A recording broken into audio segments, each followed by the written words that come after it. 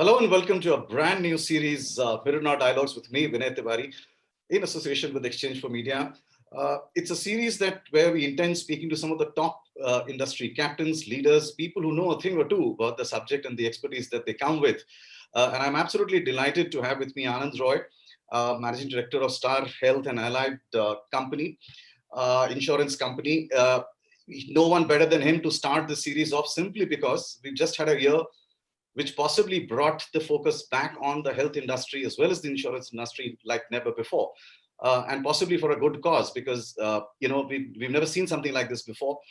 Every single Indian got impacted by it. We had almost 3.5 to 4 months of a lockdown period, and hundreds and thousands of examples of people struggling to get basic healthcare. And the one thing that could have helped a lot of people in that fight against this pandemic was possibly health insurance. And never before of health insurance become as important. So I'm absolutely delighted, Anand, to have you on board. And you come with over 2 decades of experience in this industry, so no one better than you to tell us the whole journey of how it's panned out and how do you see going from here. Let me start off by asking you. Everybody knows the statistics. India has possibly one of the lowest rates of insurance penetration in the world, and certainly for an aspiring economy like ours, it is abysmally low. And I think you would agree that this pandemic has taught us a lesson or two about the absolute urgent, instant need to have a health insurance cover, Anand. Yeah, Vinay. So thank you very much for having me on this show, and warm welcome to all your viewers. Yes, you rightly put it. The health insurance penetration in India is abysmally low as compared to any of the developing, other countries, maybe in Indonesia or Malaysia or Singapore. Or you compare to anybody, we are really low. But of course, given the large population that we have, it is understood to some extent. But as you rightly put it, the pandemic, COVID-19 pandemic has really, brought about an awareness never before in the history of Indian, population about the importance of having a health insurance. And we are seeing good amount of people coming forward to buy health insurance. And we are hoping that, this trend will continue so that people get themselves covered and their families covered from, any financial kind of upheaval if in case of any hospitalization requirement. Right. So definitely this is right. I was going through some statistics which shocked me. I mean, we were generically aware of certain statistics, but one statistic that caught my eye specifically was in 2001, India's health insurance penetration was about 2.71%. Currently, I found out that is just moved to 3.71%, and a growth of 1% in almost 2 decades is as startling as you could imagine in a country that not only is of the size and shape that India is, but also it's rapidly urbanizing. And you would imagine that possibly people in the urban areas would warm up to the idea of insurance much more in the rural areas. I mean, do you see this particular growth and I'm saying this because I'm trying to put that in context with what happened last year. I mean, we've really never thought about health until the pandemic really happened. Yeah, Vinay. So it's unfortunate that that data which you gave about 2 decades and only 1% improvement in penetration just goes to show that the economy has grown rapidly, but the insurance penetration has not kept pace with the growth of the economy as such, the GDP growth. So it's unfortunate in the sense that people always think of insurance as a wasteful expenditure, which would unless there is a claim, there's no need to have a policy. That's a typical attitude, but that is changing, fast changing, and with the current pandemic which happened and the awareness it created, and the regulator, let me tell you, the regulator has been very, very, forthcoming in launching some products which was, very relevant to the current pandemic times, simplified products, many simplified processes were brought in. So as a result of this, the trust in insurance is slowly improving, and we are hopeful that, in the next 20 years, this same trend will not be there. Right. I mean, for a long time, insurance was seen more as a pull industry where, all the effort is being made by the insurance companies. People are trying to be, there are agents out there in the field literally trying to convince people to get on board. Do you now sense, and in your experience in leading one of India's major health insurance players, do you get a sense that in the last couple of months or so, the push has become a little bit of a pull nudge as well? I mean, there are voluntary inquiries or people are coming forward. Yeah, so during the peak of the lockdown, during, let's say, July, August, September, we saw this demand, substantial demand from the customer side. It was a kind of a kind of a situation where customers wanted to buy their own policies. They were approaching our agents, our call centers directly. But yes, now as the lockdown has slowly eased and the economy is opening up and life is slowly coming back to normal, we again see that the demand for health insurance is tapering, and it's coming back to it's becoming as it was prior to the pandemic, but definitely higher. And let me add one more point here. Whenever there has been an outbreak of pandemic or epidemic, in other parts of the world, like let's say Hong Kong during SARS and Middle East during MERS, the health insurance demand has been on a higher side for the next 3 to 4 years after the outbreak. So we expect the same trend to continue in India, and definitely we are seeing those signs, early signs of that. Yes. So do you also believe that, I mean, look, I've had a theory about India that we are by and large fatalistic people. I mean, we tend to think of adversity or a difficulty as fate, not realizing that there are now in a modern economy or a modern country, you can actually have a few things which you can control, even if fate was to not be so good to you. But does this mindset become a bit of a barrier in acceptance, say, a concept like insurance in India? Because people tend to blame it on fate and not really think that, okay, there is a way out of the difficulty. Correct. That's been the trend all these years, and that's the reason for the low insurance penetration. But now, as you see, Vinay, because of this current pandemic, as well as in other lines of business, whether it's a home insurance or whether it's a travel insurance, people are realizing, that they cannot leave everything to fate, and it is better to have a financial protection. And especially when the cost of hospitalization, etc., is going up, not only for major ailments, but even for infections. Today, a simple infection can run into lakhs of rupees in a hospital, treatment. So people are realizing that they cannot leave this to chance anymore. It's better to get a coverage which is very reasonable in price, and that doesn't cost too much. So I think that's really that mindset is changing slowly, but Right. it will take some time because it's a very large country, and definitely Yes. it will take time. Yes, and I mean, I'll move on to certain specific sectoral questions. But I'm always very intrigued by human behavior, because that determines a lot of the things that we do in various things. I mean, including things like insurance, or just figuring out what to invest and where to invest. There is a mindset and there is a human behavior element to it. One of the things that's always struck me is that insurance advertising, for instance, or all the effort that is made to get people come on board insurance, some usually uses the emotion of fear in it. I mean, people are made to feel that there is a problem if you don't do it, and there is a fear factor that is attached in the imagery and the communication that is usually rolled out. Do you now believe that while fear is one very important part of it, and of course, losing your loved one or having a serious health issue is something that we all fear, do you also believe that there is possibly now time to move to a direction where people are not just made to feel scared enough to buy it, but also because they feel it's a good possible investment? Because investment is not just about buying land, it's not just about buying gold, it's also about ensuring that your health is taken care of, and that you really don't have a worry on that count. So do you think there is need to probably do some narrative shift as well to widen the penetration of the acceptance of insurance? I see a lot of insurance advertisements nowadays, as you rightly said, more from the angle of protection rather than a loss or something like that. What we have also seen shifting, the narrative has shifted to getting better quality treatment. At least from a health insurance point of view, I think the focus right now is to showcase that with a health insurance product in your pocket, the family can get better treatment at better quality hospitals, rather than only showcasing fear and death and morbidity and so on. So I think that's really shifted. More can be done, but narrative is slowly shifting. So, as a leading, corporate or a private player in the insurance sector, one specific point that just came to my mind was this: you still have a dominance of the public sector in the insurance sector in India, much more. The public sector insurance sector is still considered one of the largest ones. They still have more, subscribers to it. Do you see this dominance as something positive, or is it something that the private sector thinks is actually kind of preventing the corporate sector from actually penetrating better or higher? It's simply because possibly either the trust factor is not there or there is some other reason.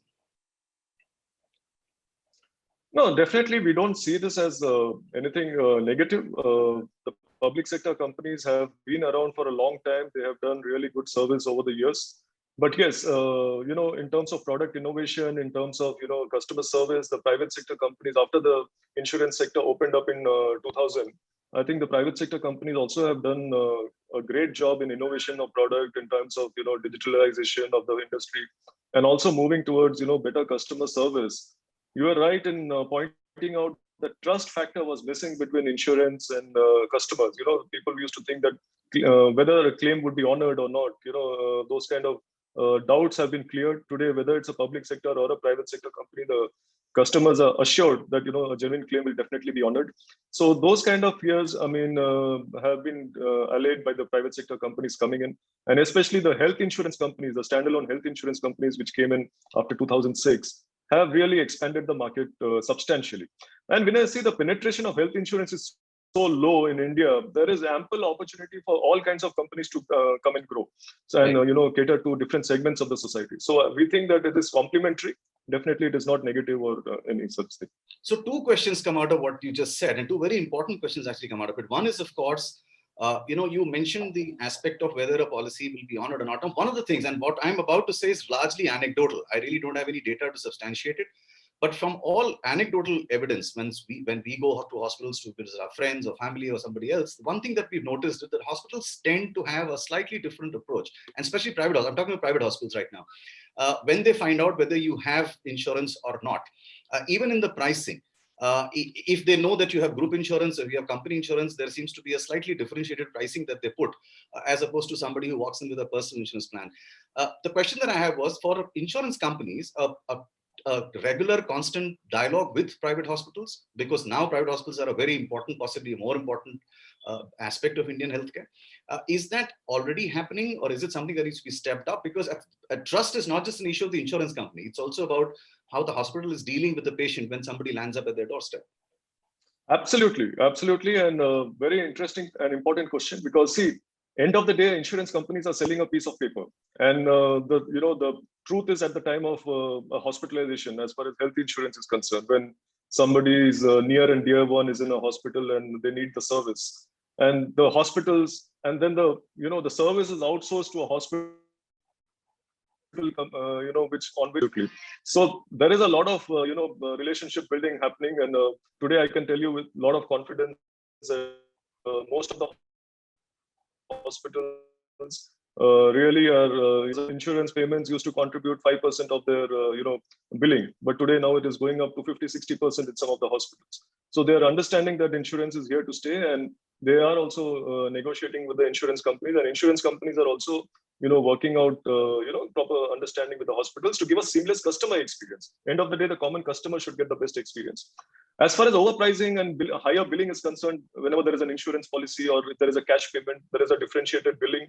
That is a challenge in some hospitals. I would not like to brush everyone with the same brush, but there is a challenge, and unlike an insurance industry which is regulated, or a banking industry or a telecom industry, the hospital industry does not have a common regulator. And that's why there are differentiated billings within the same city. In the city of Mumbai, in 1 kilometer distance, you will get different billing in 2 different hospitals. So that's the challenge, and that's going to be sorted out with regular negotiations and discussions. There's no other way. Yeah, I remember maybe 7 or 8 years ago, the government had in fact proposed something like a star rating system for hospitals, much like you have in the hospitality industry, where the star rating is given to you according to the kind of facilities you offer. And I think that possibly was a little bit of a non-starter, because even now, most people choose hospitals purely by peer reference, or if they know somebody there, or proximity, whichever is more applicable in the case. I mean, there is no other real way of judging or assessing which hospital is going to make me, take the advantage of XYZ facility or not. I mean, really, it's all about peer knowledge. Yeah. And so what's happening is, at the insurance, industry, we have a council, the General Insurance Council. So at the council level, as well as at the regulator level, there are some initiatives being taken to categorize hospital based on various, performance and other factors, so that customers can make an informed choice and choose a hospital of their, whichever is suitable for them. So that's something which is going on. That's a work in progress, and hopefully that will be more beneficial to the end customer. But let me tell you, Vinay, now as far as the confidence of the customers are concerned on claims payment, let's take this pandemic as an example. The insurance companies, all the general insurance and health insurance companies put together, you might have seen, have paid out close to 2,000 crores. almost more than 10,000 crores of claims as far as COVID related claims are concerned. And so the industry has done really yeoman service in helping customers who had to go and get themselves or their family admitted, uh, even at a very high loss. All of this was done without any profit, has led from the front amongst the premium paying customers. So hopefully this will be good for the industry in the long run. Right. So the other question that I wanted to ask you, coming out from one of your answers, was: look, I mean, in the specific question of the FDI in the insurance sector, I mean, the first time we did the FDI insurance sector was way back in the year 2000, when the government first brought in 26%. Then, of course, it took them 15 years to bring it to 49. And now in 2021, they've shifted it to 74. Now, there have been two arguments. I'm not the subject expert, but there are arguments that I've read where people are saying that just because the government is now allowing 75% FDI in the insurance sector, it's not necessarily going to be of benefit to the larger players in India. It's really the smaller players which will possibly benefit from a capital infusion and allow them to scale their operations up. But the larger players are already here and they really don't benefit from it as much. Would you subscribe to that view, or do you see this 74% as a big positive step which will really give a fillip to the insurance sector? I definitely think it's a very big positive step for the simple reason, yes, some companies will benefit by additional capital coming into them and increasing their, financial strength. But more importantly, there are many companies who will make their first step into Indian market now, because there have been, there are many companies who wanted to have a controlling shareholding, and they would not want to enter unless that was provided. I think there are many companies like that, international companies, which will come in. Once many companies come in, better products, better services, better technology will also come along with them. So I think it's a very, very positive step for the Indian insurance industry. Right. One other thing which is, I mean, a growing reality of India, but I'm sure that when you, as a leader of the industry and as somebody who leads a major organization, which is a big player in the industry, there is a big difference between how insurance needs to be approached in terms of the ticket size, in terms of the, the packages, or in terms of the schemes from, say, between the rural areas and the urban areas. Do you see that different? Because it's chalk and cheese. There's a very different way of approaching insurance, possibly in the urban areas, and the affordability factor vis-a-vis in the rural areas where people aren't as many in the salaried category. They have a very different way of, the earnings are not regular. They are periodic. Maybe they'll happen in a 6-monthly cycle or a quarterly cycle. Do you think that there is a greater need for customizing packages depending on not just a rural-urban divide, but even possibly, say, the classification of the towns? I mean, how Delhi and Mumbai can possibly a Jalon or a Hamir. Very interesting you asked this question, because we have actually spent a lot of time debating about it internally. And coincidentally, we have also set up a very strong, exclusive rural vertical this year for semi-urban and rural areas, because we see a lot of demand coming in from those areas after this pandemic, So there's a separate team which is working on that. About the products being offered to rural areas, let me tell you, about a year ago, the regulator came out with a product called Arogya Sanjeevani, a standardized product which is offered by all companies. A very simple off-the-shelf product, priced very reasonably, and most importantly, has facilities to make premium payments in installments. Okay, so these are the benefits which is available. So a person today can buy a policy by paying 500 rupees a month rather than having to pay 15,000 rupees in one shot, or 1,000 rupees, 10,000 rupees in one shot. So I think those are the products which are doing very well in the rural areas. There are specific products designed to the rural areas also, which are micro policies and which are more affordable in nature.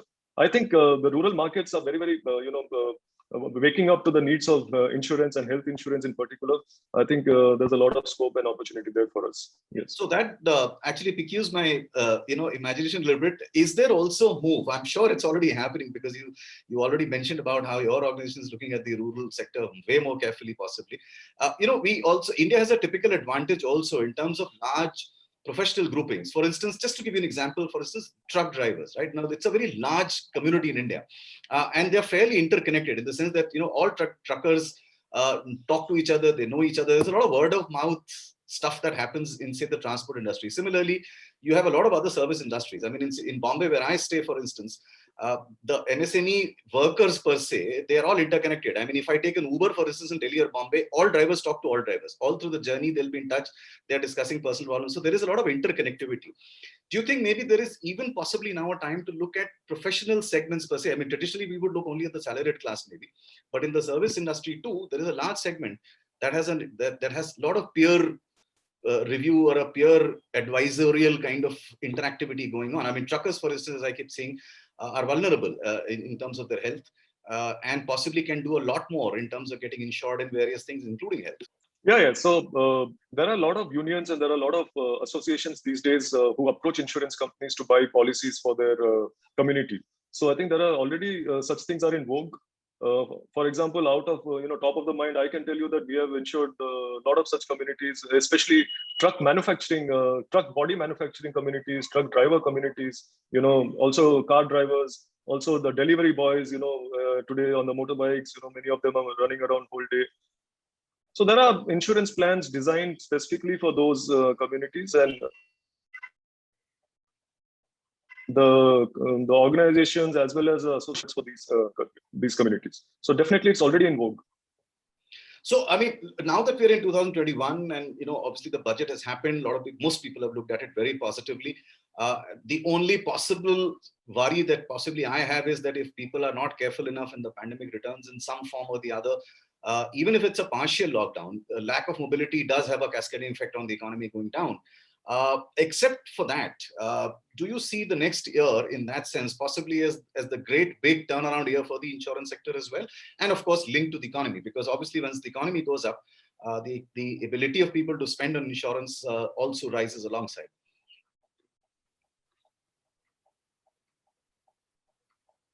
Yeah. So see, definitely, I mean, touch wood, if things go well and we do not have a second spike of this virus, the Indian economy is bound to take a big jump, as all the projection shows that next year maybe more than 10%, 15% growth.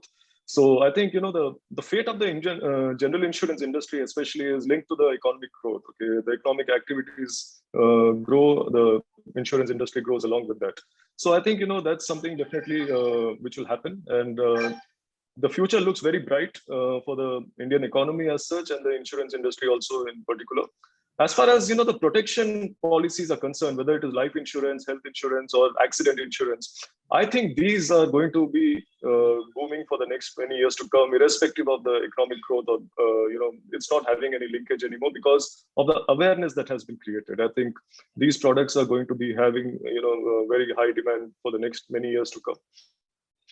So if insurance companies will do. My apologies. Yes, please. No, please go ahead.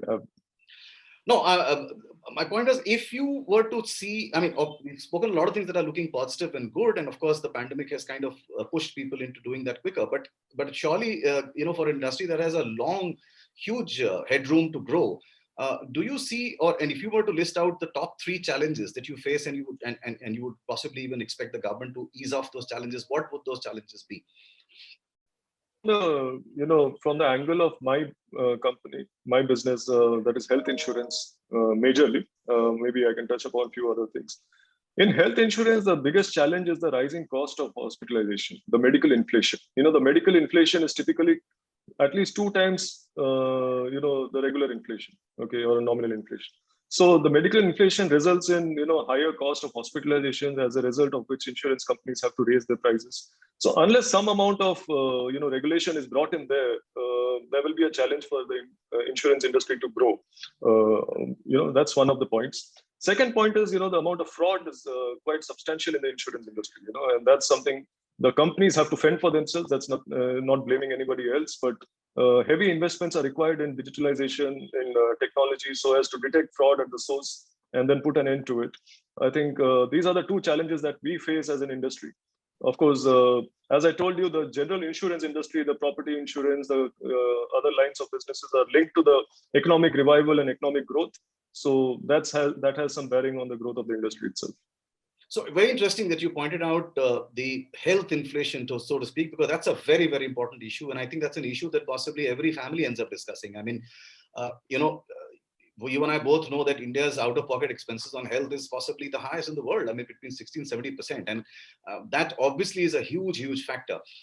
Which brings me back to that one question I asked. And I think that's a very important factor, because if you ask anyone anecdotally, they'll possibly say that, yes, there is a need for it. Would you as an industry expert say that possibly now is the right time for the government to actually push for having a regulator even for private healthcare? I mean, much like you have the IRDA, why not? Because private healthcare is here to stay, and you cannot solve India's health problem unless you have a very active, robust, and a very systemic, private sector participation in it. I mean, that's been proven now with this particular pandemic, as well as now the vaccination drive, where the private sector is now being roped in as well. So, do you think it's probably a time to have a health regulator as well as a private healthcare regulator? Absolutely, absolutely. We believe it's the right time to bring in a healthcare regulator, because only then the overall, healthcare business, the healthcare ecosystem can grow in a systematic manner. Because the current COVID pandemic also has shown a lot of instances where, despite state governments, central governments giving directions, many hospitals were not following those directions, and they were, charging much higher than what the directions were coming from the ICMR or from, the AIIMS, or even from the state governments as such. So we have seen all those in the news, which all of you have covered. But I think it's the right time to bring in a regulator so that a proper organized growth happens, both for the healthcare ecosystem as well as the health insurance industry. Okay, I mean, health insurance industry, of course, has the IRDA. Yeah. Yes. I don't want. Yeah, but we face this challenge always. Absolutely, absolutely. So my question is not, the next question is not really linked to letting off your trade secrets or your company secrets, but I really wanted to understand from a pure Star Health and Insurance company point of view, how do you, I mean, what are there new plans or something exciting that you are in a sense moving away from what you've been doing so far because of some learnings of the pandemic, or it's going to be just a scaling of the business that's happening in the usual sense? So the scaling of the business will be the main growth driver of our business. That goes without saying. But we are looking at, when we started this company, we call ourselves a health insurance specialist. We wanted to, cover all the outliers. How do we cover people who have diabetes for 25 years, or somebody who had a heart disease, or somebody who has cancer, who already has cancer, not a healthy person who may get a cancer and then there's a product available. But how do you cover people already having cancer? We were the first company to bring out, a coverage for people with HIV, who are HIV positive.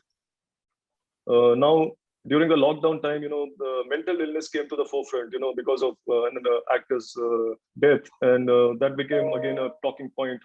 How does insurance companies cover mental illness? So we have been at the forefront of bringing, disease-specific covers to cover all the population who may not get an insurance coverage otherwise. Senior citizens, again, another example where we were in the forefront.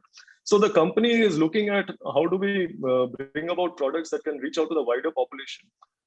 We are also working on many innovative products specifically related to few diseases. And you will see a lot of people getting covered who were not getting an insurance policy earlier. I think that's a goal of the organization. Two very interesting things you mentioned, Anand, and these are things that, personally, again, we've been talking about a lot on Mirror Now. One is, of course, the issue of mental health that you spoke of. It's one of those things in India which people don't talk of very openly. It's probably a stigma attached to it. But, I'm sure all of us have known in our circles or in our offices where it's a serious issue. I mean, it's an issue which is impacting even the younger generation much, much more than it used to possibly when we were growing up. So it's very interesting that you say that, in your company, even mental health is one of the products that is offered. I don't think it's as widespread as it should be.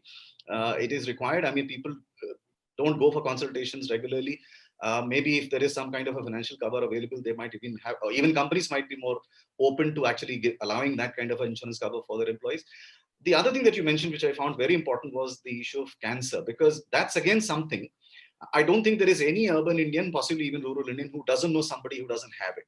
It is that widespread.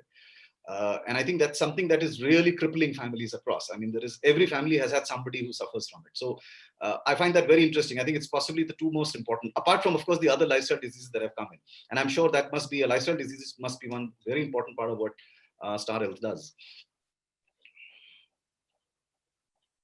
Absolutely. And we are grateful that you are covering this, because ultimately, the objective is to get this out there so that people understand that, even if they have cancer, they have stage 2, they have stage 3, stage 4 cancer, there is a company which will offer them a health insurance policy.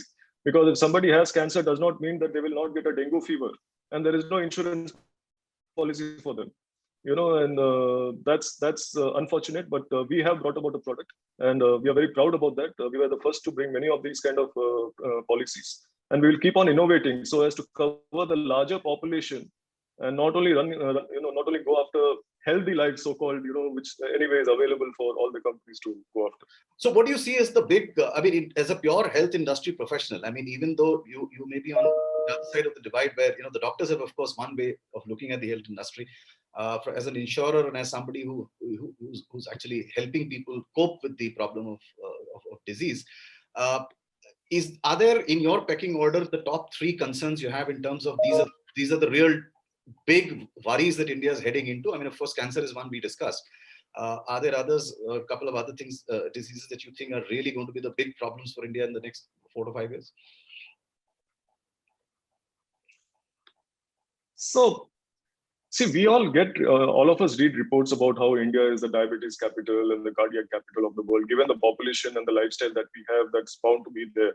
But I think, as far as we are concerned, the couple of most concerning areas for what we have been noticing is the health of senior citizens. Okay, and senior citizens is something that is, most of them do not have health insurance coverage. Even corporates cover employees but may not cover parents. And they are left to fend for themselves. If they have good savings, great. But if they don't, then they're dependent on their children to, take care of the healthcare costs. So I think, health insurance for senior citizens is something which is very important. And that's something that we give a lot of priority to. We have a product that's designed especially for them. Apart from that, we have also recently seen, the younger age group. The younger age group think that, they are not susceptible to any ailment or any disease, and, they can get away with anything. But that's not true. COVID has, kind of broken all those illusions. So we see a lot of, and we are seeing a lot of traction in the millennials. So these are the two areas that we are focusing on: the senior citizen and the younger age segment. And we are hopeful that, once you cover both these segments, the middle income group, the middle age group definitely has some amount of wherewithal to take care of themselves, or they have the maturity to buy a health insurance. And these are the two segments where we need a lot of focus and we need to create more awareness. Yes, and it's very important that you mentioned the senior citizens, because yes, for the longest period of time, we've been making virtue out of the demographic dividend that we have of having a younger population. But as the life expectancy ratios improve in India, the nutrition levels are improving, of course, you might well have a situation the next 10 years where the number of senior citizens will only grow. And they will obviously live for longer and obviously would require better insurance care as well. So, I'm glad that you're focusing on that, because that's something that every family, again, has battled at some stage or the other, and especially in the last 1 year, where the senior citizens possibly were the most vulnerable, when they were trying to face the pandemic. So it's in that sense, much neglected, I would say sometimes. In urban India, for instance, Anand, there are a lot of, families where the children are actually abroad, or they're not even in the same town where the parents are living. So there is an added worry on that. Absolutely. You said it all. Absolutely.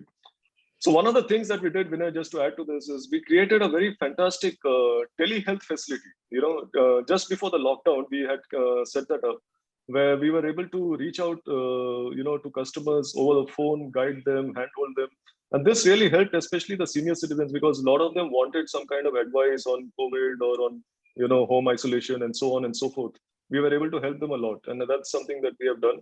I think that this kind of, practices will continue, will develop, because distance, management of health through telehealth is becoming popular and will remain that way for some time. Anand, it's been an absolute pleasure speaking to you, and for all the viewers who are watching right now or catching it up on digital. Remember, you need to go and buy insurance if you don't have it, because this is possibly the best thing you can do and become stress-free. This is not the stress that you really need, especially in a very uncertain time and at a time when we just realized what a pandemic or a disease or illness can do to you and your loved ones. So thank you once again, Anand. There couldn't have been anyone better to kick off our series. Somebody who's dealt with the health and the insurance sector for so long, and of course, with us recovering from pandemic, we couldn't have done it a better time. First in a long series of many subject experts and many industry leaders on Mirror Now Special Dialogues in association with Exchange for Media. Thank you, Anand. Thank you so much. Thank you, Vinay. Thanks for having me. Good day. Thank you.